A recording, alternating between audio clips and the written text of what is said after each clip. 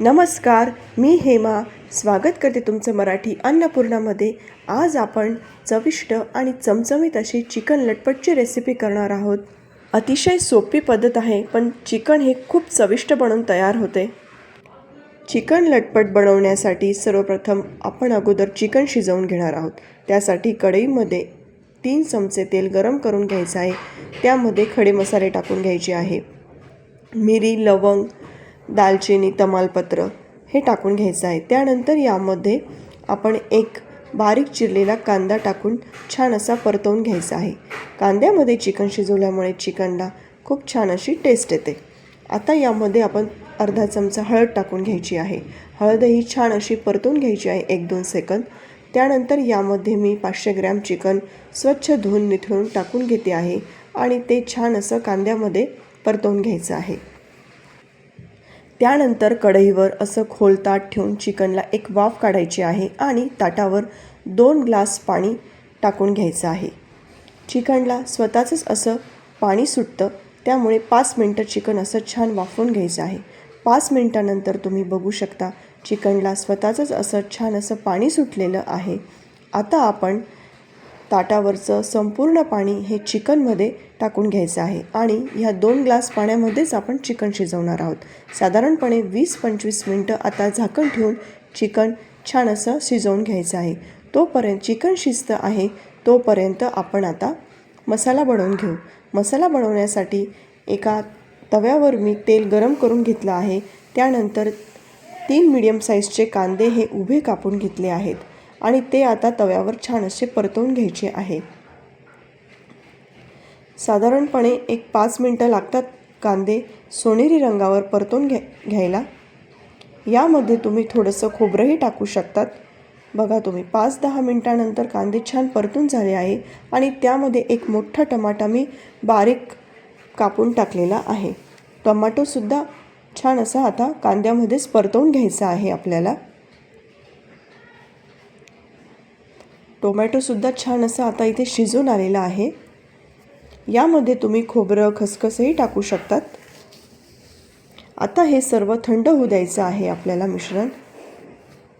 मसाला थंड करण्यासाठी ठेवून द्यायचा आहे।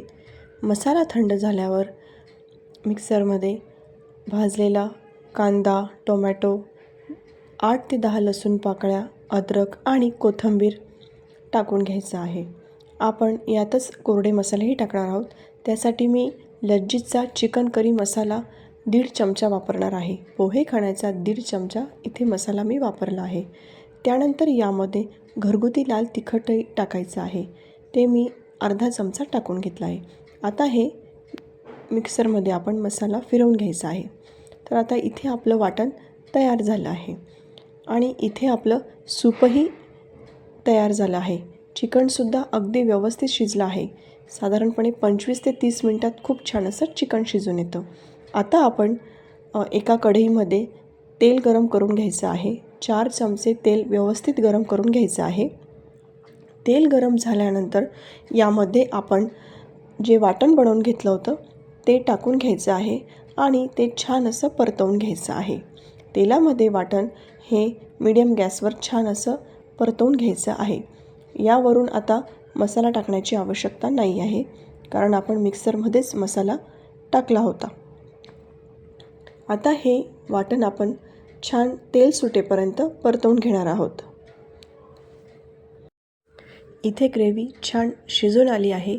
आता यामध्ये शिजवलेलं चिकन टाकून घ्यायचं आहे।